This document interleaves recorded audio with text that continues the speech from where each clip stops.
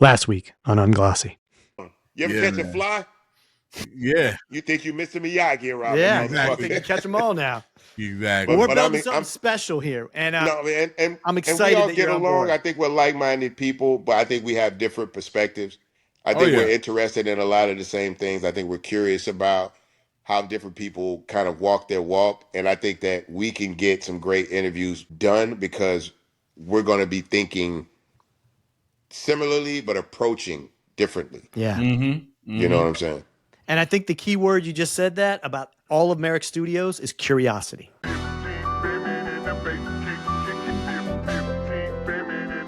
From the top. I'm Tom Frank. I'm Jeffrey Sledge. And I'm Bun B. Welcome to Unglossy. Real stories, unfiltered dialogue, and the voices moving culture beyond the gloss of hype and headlines. So buckle up, Unglossy starts now. First and foremost, we got to welcome officially Bun B is no longer a guest, but he is the host of Unglossy. Thank you guys. I am so honored to be an official host of Unglossy. As you can see, I got my new backdrop, Yep. right? This is my host backdrop right here. So this is out of the office. Very few people see unless they come into the house. Not that I got nothing to hide, but I don't really have people at my house like that. So my wife is more than enough company for me. My grandkids, they keep me busy enough as it is. So I'm really, this is a couple of different keepsakes, things from different points in my life. You know what I'm saying? But I thought it'd work as a backdrop, so I wouldn't have to. I don't really like going green screen. Like I'm like I got a wall somewhere, right? I got a wall That's right. somewhere. So Queen was like, just use your office. I was like, oh yeah, right. That's what that's there for in the first place. So yeah, no, I'm Yeah. excited to be here, man. This is my first episode, and I can't lie. If this is gonna be my first episode, I'm starting off with a bang. We are I'm starting off starting on off the with a bang. bang. Absolutely. We are very. I say we just dive in because we have so much to talk to this guy about that we need every minute of this episode to dive in. So today on Unglossy, fellas, we are joined by a true legend. This is a Buffalo Bills icon. He's a Pro Football Hall of Famer. He's a 7-time Pro Bowler, a 4-time Super Bowl contender, and one of the toughest wide receivers to ever play the game. His career has been defined by grit, resilience, and an unshakable commitment to excellence. But beyond the record books and highlight reels, his story goes way beyond that. It's about giving back. He's the founder of the Andre Reed Foundation, where he's focused on empowering at-risk youth through mentorship, education, and character development. He's a champion for literacy, an ambassador for the Boys and Girls Club of America, and a firm believer that the next generation deserves a real shot, both on and off the field. From the roar of Orchard Park, which I'm going to tomorrow and I'm so excited about, to classrooms and communities across the country, Andre Reed continues to lead by example. And we are absolutely honored to have him with us to talk football, to talk culture, and to talk the future of the game he loves and the impact that he's going to continue to have on the youth. So welcome to Unglossy, Mr. Andre Reed. Thank you, guys. I surely appreciate that introduction. But now that I've been out of the game for 25 years now, I can't believe that. This is It's 25 been that years. long. Wow. 25 Yeah, years. Wow. 25 years. Yes, I came in the league at 21, and I left the game almost at 38. So I'm 61 now. So Wow. you know what? And Bun can probably attest to this. All the things that he's seen in his life, as far as all the things that he's done. You see people, and people have an impact on you, and sooner or later you're gonna see those people way down the road again.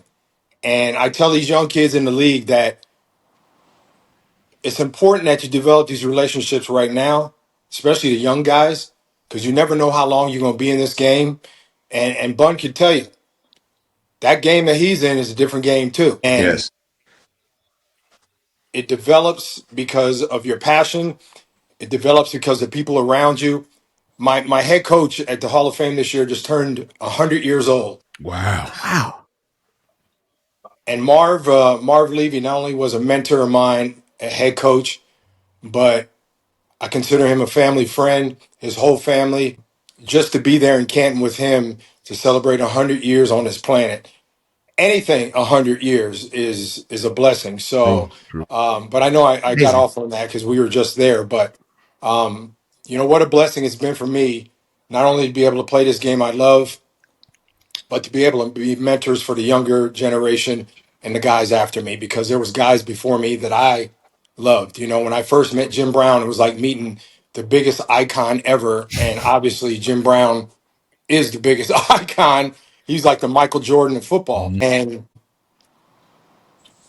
And a lot of these guys that I've met over the years, I'm like, why me? You know, why am I this kid from Allentown, Pennsylvania, who nobody knew nothing about? These things happen to. And if you apply and you're around the right people, there's no doubt that you can grow.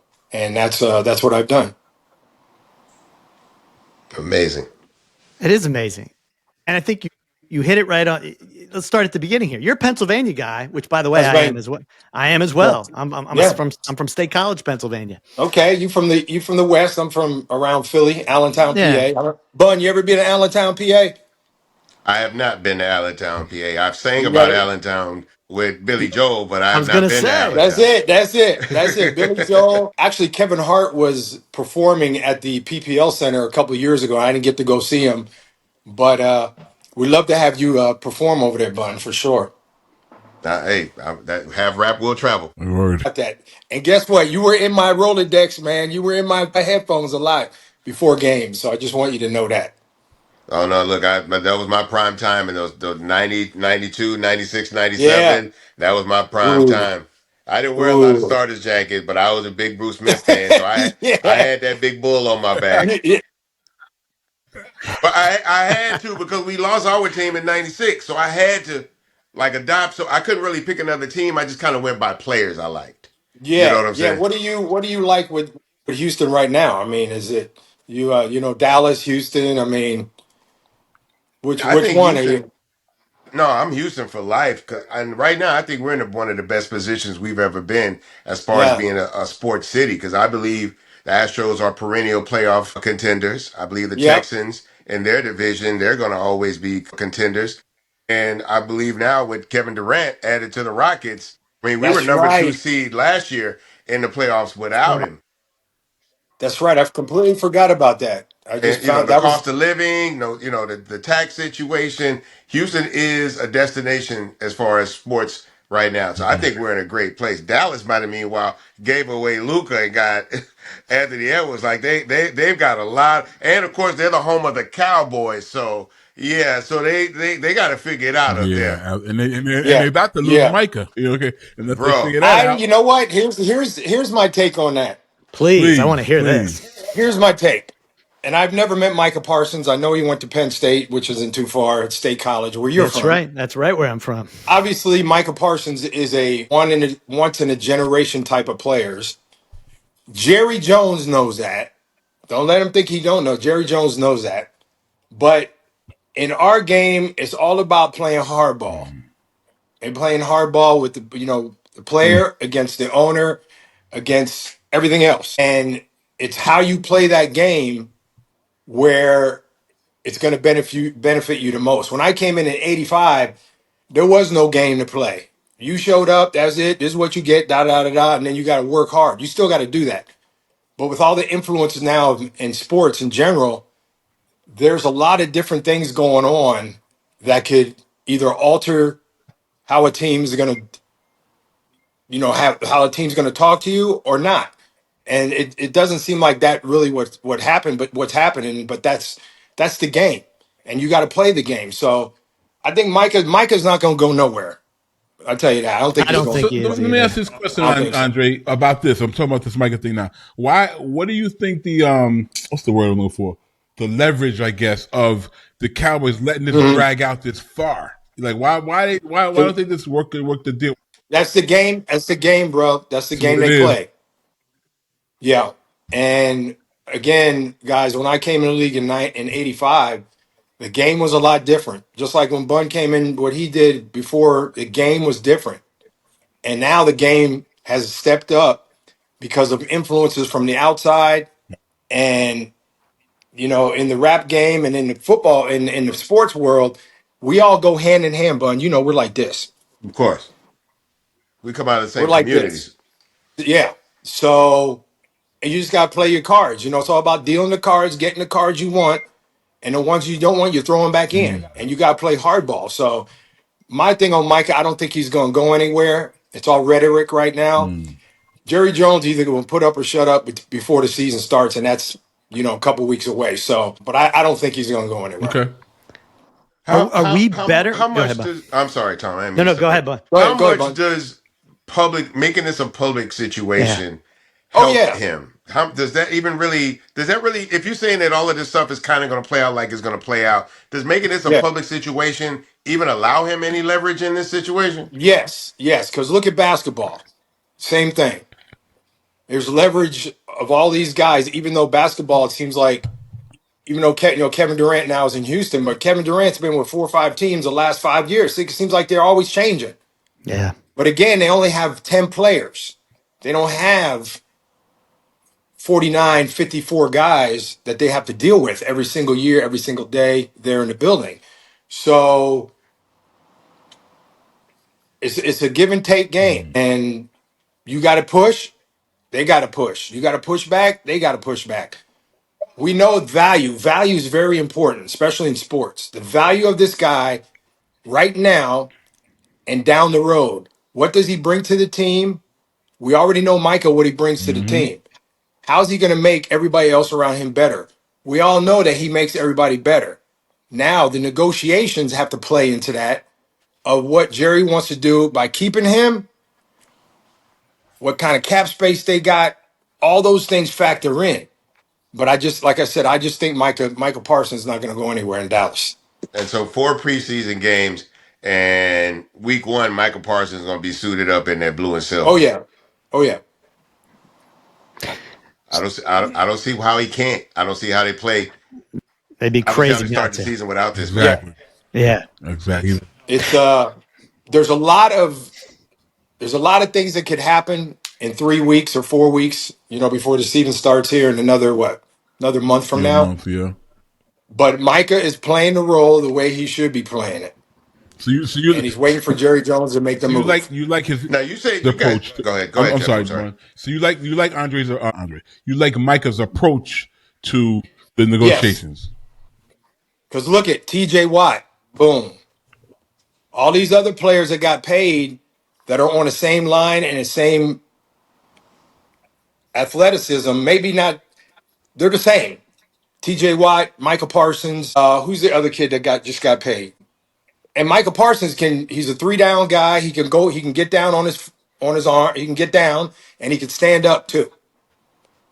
He's kind of like if I had to really put him in a category, and maybe this is a stretch, he's kind of like a young Lawrence Taylor. I would kind of agree with that. A Yeah. little bit. Because Yeah. LT was on the ground and he stood up. And when he stood up, you better watch out. That's So do you facts. think this is better for the game today or worse for the Yeah, game? I think it's the way the game. You can't stop it. Number one, you can't stop it because every team's going to do it with every single player that is in the same situation. And then What? these guys look at each other or what they're doing on their teams, and if they're up, then they go, "Well, it's always been like that. It's always been like that. What this guy gets, somebody's got to be the benchmark. Right now, T.J. Watt is the benchmark for guys like Micah Parsons. For sure, for sure. How much of this is a shift from your era? Like when a guy in your era had a pay discrepancy, what leverage did you guys have back then to try to get to You the money? had you had your teammates. That's one thing you had. Everything else is going to play out the way it should. Now, mind you, they didn't have the money back then that they got now. The TV, the advertising, and all of They that. didn't have that money. They didn't have that money. So somebody got to get paid. They got to get that money to somebody. If I would have wished something, I wish I would have been born like 10, 15 years ago, 10 years ago, 15 years ago. Yeah, I'd be right in the middle of all this stuff right now. yeah. With your stats, you would But get. God Yeah. didn't make it that way. God didn't make it that way. God made me the way I am. I'm kind of glad for that. But again, it's just a push and pull. It's him with the rope, and they're just pushing and pulling. See who's going to give up first. Yeah, that's just every team has one guy that's like that. especially when they look at other guys at their position, and they have to pay somebody. They got to pay him. So now looking at your career, you started at a Division II school. How does that? I mean, that's a huge. I mean, going from Kutztown to the NFL. Like, what was that transition like? I mean, that's you don't see that very often. Yeah. Yeah, I tell people I used to go cow tipping. You ever cow tip, Bun B? Yeah. Look at these cow tipping, right? So all the guys, my rookie year, I said, yeah, I used to cow tip. My couple of my friends from Philly, these dudes never probably saw a cow except in the grocery store. That's the first time they probably never saw a cow sleeping standing up. So we would go hit them and knock them over and then run. I'm telling you right now, a cow can't move, but knock me over when I'm standing up sleeping. I'm coming after you. I'm coming after you. But I went to a cow tipping school, and it was about 30 minutes from my house because I was really a homebody kid. I loved to be close to home. I was a young kid graduating from high school. I was the youngest kid pretty much in the class graduating and wasn't mature. So it was conducive for me to stay close to the house. And, my mom held me back 1 year. So I gained a year. Bottom line is it turned out pretty good. So I got lucky for that. So you get drafted into the NFL. You Uh-huh. show up. I mean, what was that? What was that? It had to be kind of a cultural shift for you. You Yeah. went from a pretty small school to now you're playing for the Buffalo Bills. Also, Yeah, it was what round were you drafted in? 4th round. Okay. So back then they had 12 rounds, Bun. Let me tell you, you think the draft is long That's a now? lot of players. Dude, my rookie year, there was 16 receivers in training camp and 22 defensive backs. That's a quarter of the All team new, almost. all Well, new recruits. just like free agents, draft choices, we have 12 rounds. Right. You might have 2 picks a round. So you get at least, dude, there was 128 guys on the field. Wow. So guess what? Your chances of making a squad have been diminished because of this 128 guys. Just based on numbers. Just Golly. based on numbers. So if you were a free agent, well, you almost have to put wings on and fly. To stand out. That's a lot of those guys went on special teams and came down just gangbusters, just would bust. That's when they used to get the wedge. They can't do that no more. But a wedge, and you would be in the middle of the wedge, and you would just bust heads wide open, man. That's how you made the team if you were a free agent. Special teams. Did you start off on special teams or no? I did punt return and started at receiver, and I said, yeah, this punt return thing ain't gonna do it because nobody was blocking. And I was like, bruh, Getting bruh. killed back there, yeah. Hey, Bun, I used to look up and look down to see them coming. Nobody blocking. I was like, I gotta get off of it. I gotta get off of this squad. The No way. wedge I just wouldn't have disappeared. lasted. Yeah, I did. So 128 guys, and you might have had 2 or 3 chances to catch a ball. To get your spot. To show Get you your were worthy spot. of a spot. Yes. Wow. So, Andre, tell us a Yep. little. And training camp. That's what I was going to ask you. Tell us a little bit about that And training camp. training camp was 6 weeks long, 2-a-days, pads. Damn. Much different today.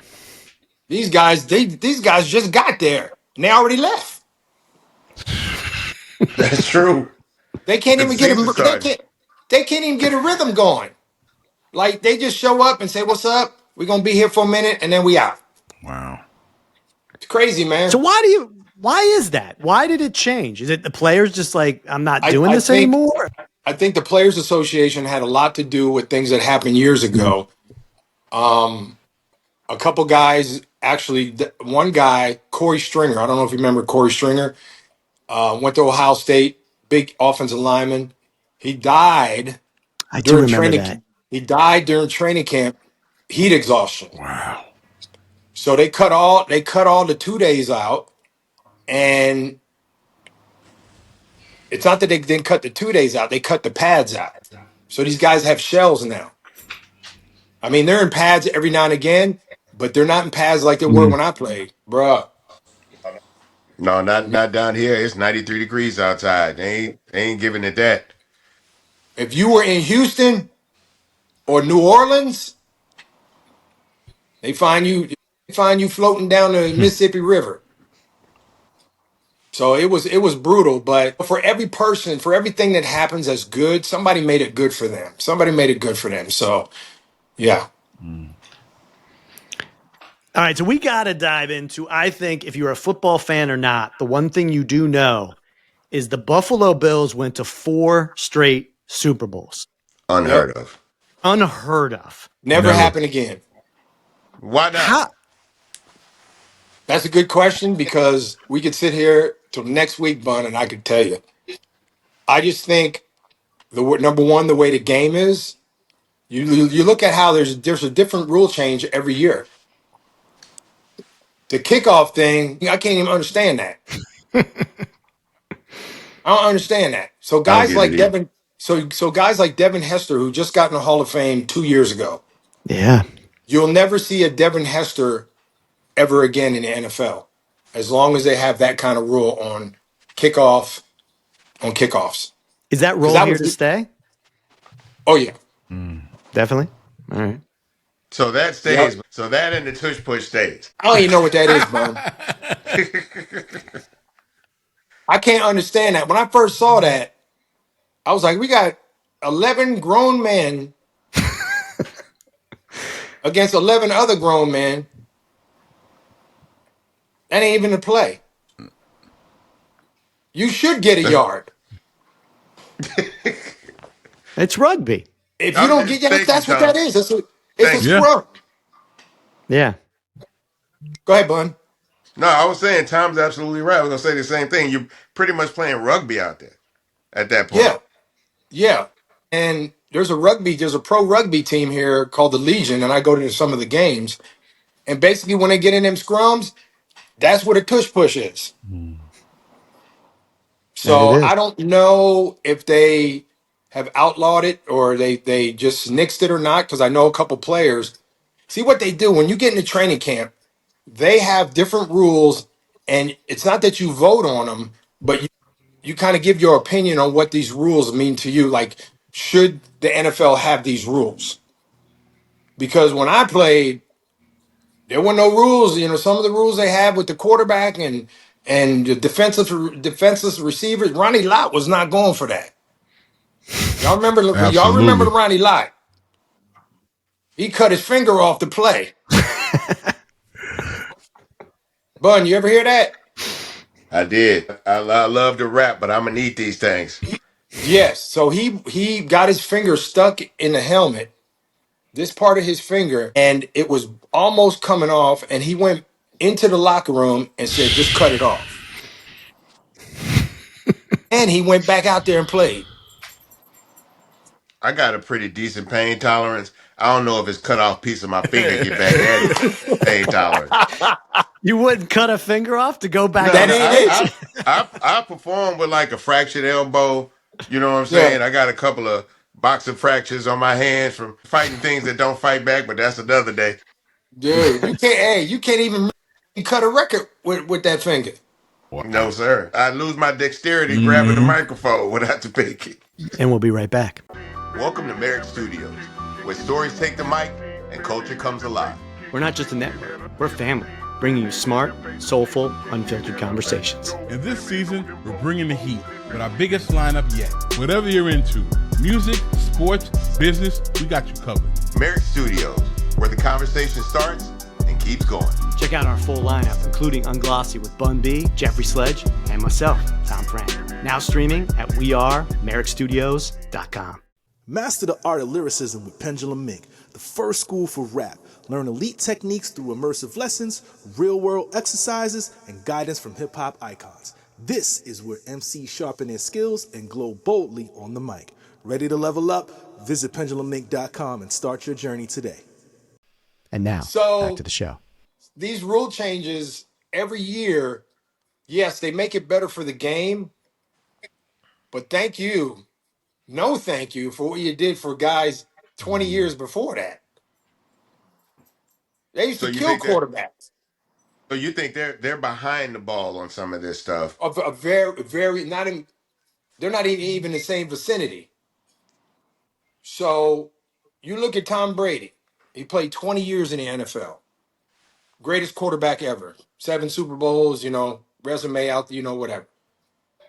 When's the last time when Tom Brady played, somebody actually tattooed him? Nobody. The last Nobody did. they changed The they last changed the person rule. that They changed the they rule changed the because of the rule. last That's time right. somebody That's tattooed him. right. So guess who tattooed him? He played for the Bills. Remember Nate Clemens went to Ohio State. Brady comes around the corner and Nate Clemens almost decapitated him.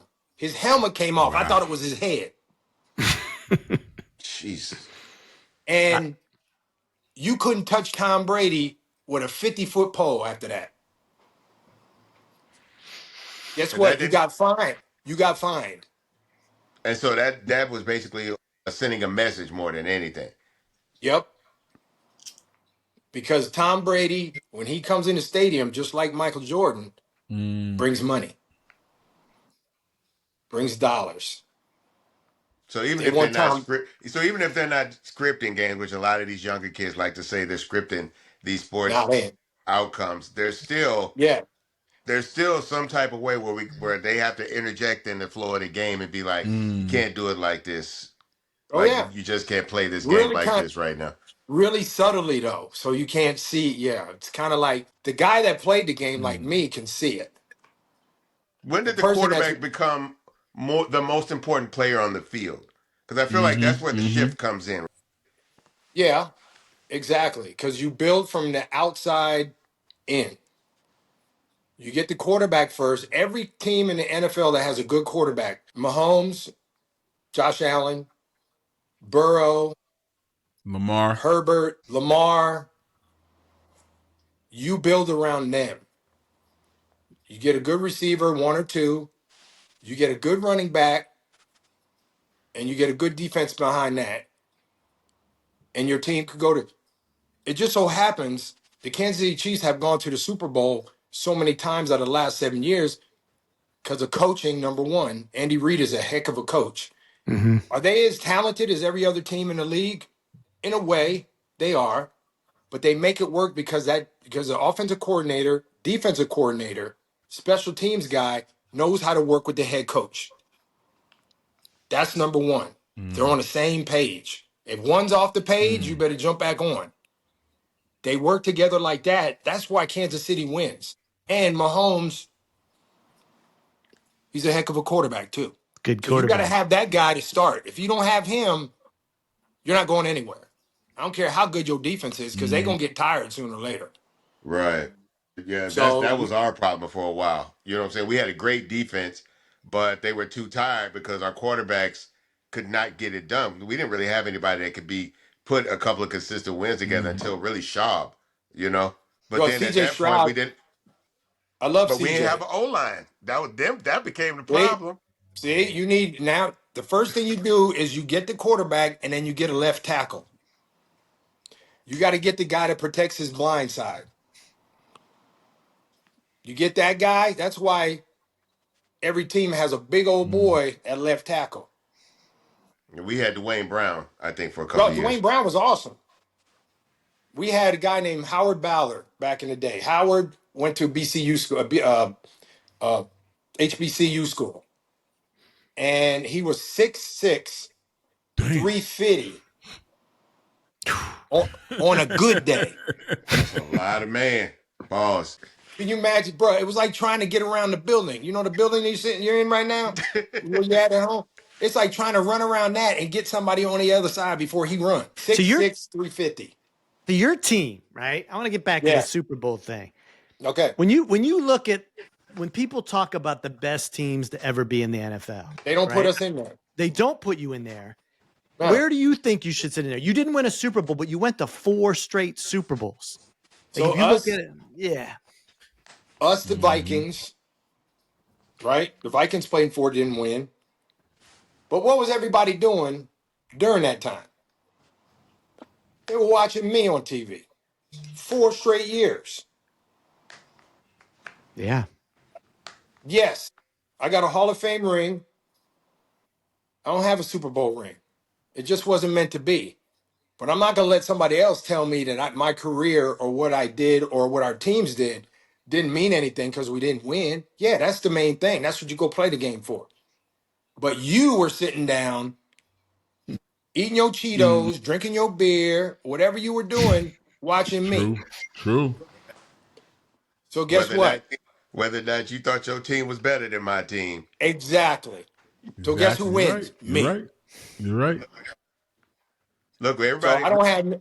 if you know, we come from the music industry. Thousands of albums get made Yep. all the time, but only a couple people get nominated for the Grammy. You know what I'm saying? And everybody There you else got to go. sit at home and watch me in my tuxedo clap when somebody else win. But you still, Yeah. like the man said, you still watching me. I was still in the building though. You watching I me. love that analogy, bro. I love that. And it's funny because when I retired, people were still, the internet is undefeated, Bun. You know that. They undefeated. So people are gonna say stuff about you. And I don't like to get in them kind of wars because I just don't like to do that. As much as I want to, my wife is like, don't say nothing back. And I'm just like, yeah, they say it because they do it behind closed doors and all that. But I have no regrets. Zero regrets. I'm a kid from a small town that wasn't supposed to be anything. Why am I worried about what this dude thinks? Because he was watching me drinking beer with a fat stomach. True. Why should that guy bother me? That's true. I know that's right. So I played with some of the greatest players. I played with 7 other Hall of Famers. Wow. There were 7 Hall of Famers from that team. 7. If we were that bad, none of us would be Hall of Famers. Facts. That's perspective right there. That is perspective, yeah. None of us would be. How close are you to those guys to this day? Really close. I just saw all of them in Canton last week for, a big shout out to Sterling Sharp, who I had plenty of battles against in Green Bay. Jared Allen, Eric Allen, and Antonio Gates. So they went in this year. Yeah. What a great thing, man. Just to be there. And again, when I put that gold jacket on, guys, it's like going up for the Grammy. That's crazy. Even if you don't win, like that's still acknowledgement. Even without the Super Bowls, even without the trophies and all of that, you played the game at the highest level against people playing at the highest level. That's right. And when I get accolades from my peers, I can care less what anybody else over there says. And Deion Sanders gave me one of the greatest accolades a couple years ago when he's on a podcast. They asked him who the toughest receivers were he ever played against. Wow. And he mentioned me. And I was just blown away because when they asked me who's the toughest defensive back I ever went against, and I got a bunch of them, but Deion, Rod Woodson, Darrell Green, these guys are all in the Hall of Fame. Yeah. That's true. I was not gonna get the fourth corner on me every game. I'm getting their best guy. No, they And trying to have you out on the island out there. oh yeah, Wow. me against Deion. What do I got? So that's how I put things in perspective when people say things like that to a certain point. You can go on the internet and find out what I did. I don't need to brag on. I don't look at all the albums Bun done put in. Albums. Some of them songs I still be bumping them songs. Yeah. Heck yeah, I be bumping them. I got the nomination, but I ain't got the trophy. I got the little medal. Guess what? I got the little participation medal right there. Dude, But let me tell you something. Let me tell you something. It take everything to get that. That's right. It take everything to get that. And guess what? Only you know. Only you know that. So We ain't if finna somebody argue wants about to, that. now you can't argue. No, if somebody wants to say something about it, get in my shoes and see how that feels. Since you ain't in my shoes, you don't have no idea how that feels. So you need to, move on. So I don't oh yeah, Bun B was always up in my Andre, when you're That's what preparing I'm for a talking game to go up against Deion, like what's that like? Like best against the best. It's hard to find little small intricacies on a person of that stature, but whatever I did find, I tried to exploit it as much as I can. I was a pretty good guy at watching film. You know, I watch film a lot because obviously against those guys, you got to be 100% on point, and you got to try to find something that they don't do as well. They don't do well, and that's hard to find on a guy like Deion or Rod or Darrell Green. So it was always a battle. I loved it. That's just what competition is about. To me, the three probably greatest corners that I ever played against was those three guys. But you had to do your studying, man. You know, you had to put in the work. And I always thought that if I did put in the work, that I had an edge. Yeah. Well, I want to shift gears a little bit because a lot of guys retire and who knows, some of them struggle with it. A game that you loved and all of a sudden you're not playing anymore. What's that? What was that transition like going from being the guy to now like being kind of a normal guy who's I played 31 years of football, guys. 31 years from 7 years old till I was 38. So every year, every fall, it was putting the pads on, getting ready to go. It was hard because that's, you know, it's like anything you do in life, you're so used to it that it just became second nature. But when it was over, it was a big shock. You know, to say any guy that played as long as I did, when it just abruptly stops like that, okay, you're not going to Camp United. To say that they're, oh yeah, I'm good, they're lying because it's kind of embedded in you. It's part of your DNA. It's part of your DNA. It was part of my DNA when I came out the womb to be a football player. And I was fortunate enough to play as long as I did. God gave me that, you know, the grace to play that long. And, you know, I turned every stone over. I crossed every T. I dotted every I. And I got lucky. You know, I missed 11 games in those 17 years. wow. Wow. So, and I wouldn't have missed them, but I got kind of folded a little bit and tore my groin and did a lot of that. Almost, yeah, it was a really bad injury. But I came back the following year and finished out. You know, I was not going to let that, to a certain point, be my demise. But yeah, I would just say, guys, I got pretty lucky. Yeah. Got pretty lucky to do that. Yeah. From that position to have missed that few games is insane. Because that's literally one of the most unprotected eras of football for your position. It is, Bun. It is. There was no protection on the receivers. There's really no protection on quarterbacks. It was like a free run most of the time. Guys like Ronnie, and I talked about Ronnie, Steve Atwater. I don't know if you remember Steve Atwater. Oh yeah. 6'3", 220 coming downhill from about 15 yards to disenlage your head from your body. And then before me, you know, guys like Jack Tatum and those kind of guys. I mean, there was no rules. So basically you're kind of a battering ram. But I was blessed to play as long as I did and not be injured that much. That's insane. Because one guy, you know, this guys nowadays that get the injury bug. You guys ever hear the injury bug? So Yeah. they get one injury and it just injury after injury, they just sticks with them. That's you just can't get away from being in the tank. I was fortunate enough not to, you know, have that injury bug. I keep hearing about conditioning, like off-season Oh conditioning. yeah.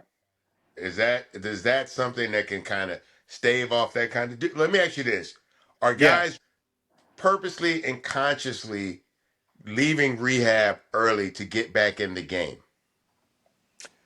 Um, I mean, that's maybe now the medicine is advanced enough where they don't have to, but from your era, right? Like a guy probably need 4 or 5 weeks of rehab to really get that knee or that hip back right. But he's like, I got to get back in this game and start playing. yeah. Well, you know, guys that tear their knees up, they come back the same year because of technology. You tore your knee up when I played, most of the time you're done. You're done for the year. I mean, Rod Woodson, to talk about Rod, couple during his playing days, he was playing in the first game against Detroit and he was trying to tackle Barry Sanders. That's like good luck with that. Right. and his foot got caught in the turf and he tore his knee. ACL injury. Supposed to be out the whole year. He played in the Super Bowl that year against the Cowboys. So that was kind of like state of the art for a guy coming back the same year to play in the Super Bowl. Now these guys can come back and play. Look at Aaron Rodgers 2 years ago, tore his Achilles. Dude, an Achilles, you're not, and he's what, 37? He was 37 years old. You don't come back from that. You done. That's it. That's what I was going to say. Like, and to Done. be fair, obviously, I would imagine the average NFL athlete is more physically fit than the average guy walking around working a 9 to 5. But at that Yeah. age, your body doesn't react the same way. You don't rebound like that. It doesn't heal. It doesn't heal that way. And at that age, but again, technology, I never thought that Aaron Rodgers would come back after blowing his Achilles. I saw that on Monday Night Football against the I Bills. remember I watching saw that. that. For a 38, 37-year-old man, dude, sit it down. You're done. And he's playing. And he's still playing. Yeah. He's starting. Yeah. So I'm like, when I came in the league, you tore your Achilles, you were out for the year, and that could be career ending. Yeah. And in basketball, it still could be a year Yeah. ender. It's for more sure. it's more prevalent in basketball than in football. You got them tall, lanky guys. Didn't Kevin Durant do it? He tore his Achilles, right? Who just did it Damon this past year? Stoudemire There was did a it. number of guys who did it this year. Halliburton. Yeah, Halliburton. Jason Tatum. And Tatum. Somebody from the Celtics, Jason right? Tatum. Jason Tatum, yeah. So you got basketball guys that are 6'8", 6'9".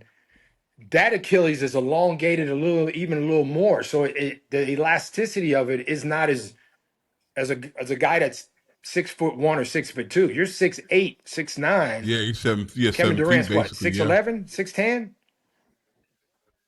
Yeah. Dude, his Achilles tendon is longer than some people how tall they are. My leg. Yeah. So that I thing, didn't think of that. without the right stuff that he's supposed to be doing with it, not saying he wasn't supposed to be, the stuff he was doing. All that takes is a quick movement. Boom, he's done. And that's what happened to Tatum. That's what happened to Halliburton. All those guys.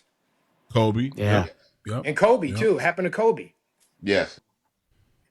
So it's a real unfortunate injury, but these guys can come back from all their knees and their Achilles. And I separated my shoulder 1 year, never got surgery. I came back in 3 weeks. Shouldn't have did that, but I did. Oh, I hit it, Bun. I fell on top of it. Felt like somebody just took their foot and just continuously kicked me in the shoulder for about 10 minutes. God. It hurt so bad. And I'm out there trying to play, and I played, but that was probably the wrong thing to do. Wait, with a shoulder injury? Yeah, this thing was sticking up like that. It was up there. You have no range. You're losing more than 50% of your range, because not only can you, if it's your left shoulder, not only can you not go left, you can only go so far to the right. Not only that, bro, it felt like this was on a string, and somebody could have took my arm and pushed it down, and it would have just went like that. It would have spun. So I don't know. Right hand, he can catch with his right hand. Exactly. All right, so I got to ask you about Buffalo. You are still the king of Buffalo. You were a big part of that community. You started the Andre Reed Foundation. Tell us a little bit about that and the work that the foundation does. I wasn't. And you guys were Boys and Girls Club kids? I was not. I was a Boys and Girls Club kid from age 7 to 16. So 7 to almost 10 years, I was a Boys and Girls Club kid. Every day after school, I would go by the Boys and Girls Club. 'Cause what I was taught at home was taught differently in the Boys and Girls Club because of all the different kids. Didn't matter what color you were, didn't matter what you had, you were treated the same.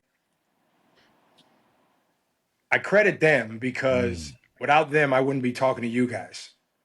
Because they taught me a lot about life. They taught me a lot about respect. They taught me about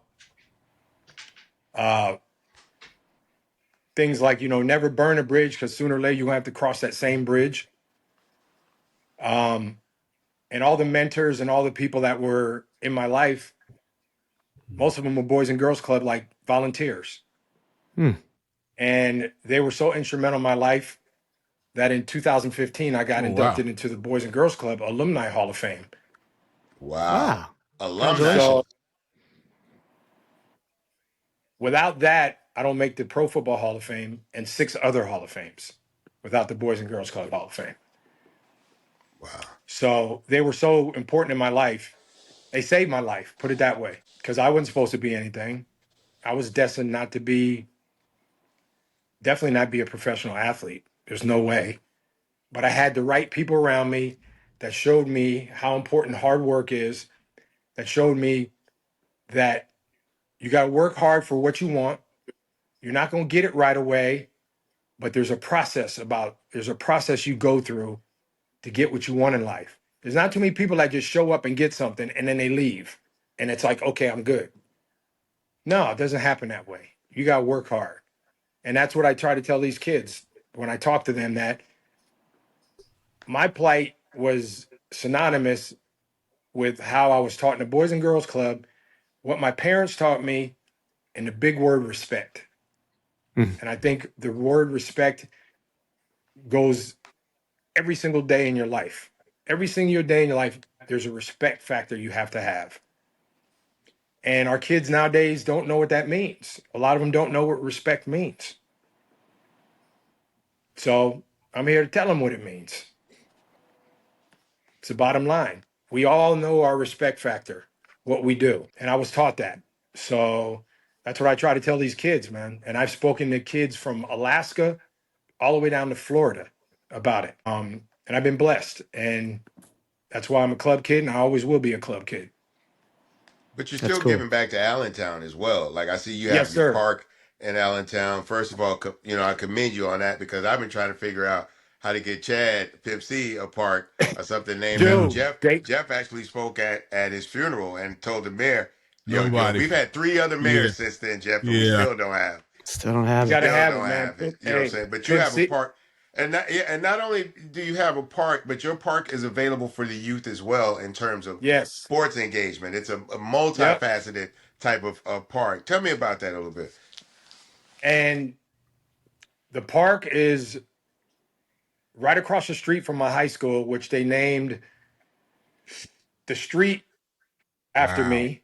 So it's Andre Reed Way and Wow. Andre Reed Park on the That's same amazing. It's street. amazing. That's legacy. That So is the like 15-year-old me in high school or at high school standing out there, if somebody told me, in 25, 30 years from now, they're going to rename this street after you and that park is going to be renamed after you. I'd have been like, who are you talking about? Me? No way. It just goes to show you that the people in your life are so important. Have the right people in your life that show you the right way. And our kids nowadays don't have the right people in their life. And they're not going out to find the people. So you got to go find the people that make you better, that make you more than you think you are in a positive way. So 7 other Hall of Fames, a stadium, my college stadium is named after That's me. right. My high school field, the That's street, incredible. and the park. From a That's kid that wasn't incredible. supposed to be Jack, wasn't supposed to be anything. It's incredible. That, my friend, is Seriously. an amazing lasting legacy to you for sure. So That is that will incredible. be there forever for the next generations and generations and generations to inspire them to be great, to be respectful, and to do for others. That's what that means. I got to start working harder because No, you don't, bud. I thought I put enough work. I thought I put enough work in to get a park. Or I thought we put enough in to get a UGK park. So let me get back on the clock. It also shows how obviously how gotta get you that people park. look at you and respect your journey and respect what you've done and Yes. know Yeah. that putting your name on these type of monuments is a good thing because you're gonna do your part to uphold your name and it's not like why are we naming after him and he's doing this and that. Nah, Of course. it shows that you're like a solid for lack of a better term, just a solid person who gives back to the community. That's amazing, man. Seriously. And when I go to the hall every year, when I put on that yellow jacket, not gonna lie to you, y'all, I'm a little different person when I'm around all the Hall of Famers. Just a little bit different. Right, But rightfully so. I'm amongst greatness. 120 guys whose journeys maybe have been similar, maybe not, but we all went through something to get to that point. Bun, you went through a lot to get to your point. Absolutely. You went through adversity. You went through people saying this and people saying that and whatever. You just button the lip and you go about your business. Then what? No, I love it. That's the kind of way I was raised. Like, I grew up in a generation where men got up, they went, did their job, they came home, they didn't expect to be patted on the back. There's not going to be a parade of people when you get home from work. You just did what you were supposed to do. You did what you're supposed to do. And it doesn't go unnoticed. Right. You think it sometimes goes, it doesn't go unnoticed because there's going to be a kid or two or maybe 3, 4, 10, 15 come up to me and say, I remember what you said to me in the Boys and Girls Club in Kansas City. Or I remember what you said to me in New York or Philadelphia or Miami or in the Midwest in Chicago. I remember that. And I want to thank you for that. Guess what? My job is done.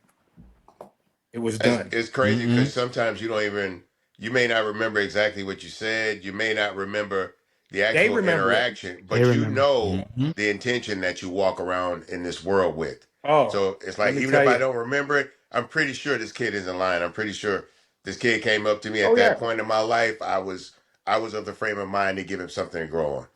That's it. And that's what God wants us to do. Are we perfect? Ain't nobody perfect. He's perfect up there. He's the only perfect. But you can go by what he says and what he guides you to. That was part 1 of our conversation with the legendary Andre Reed. We'll be back next week with part 2. Until then, follow the show on Instagram at UnglossyPod and leave us a comment. Subscribe to Unglossy on Apple, Spotify, YouTube, or wherever you catch your podcasts. Unglossy is hosted by Bun B, Jeffrey Sledge, and Tom Frank. It is produced and distributed by Merrick Studios.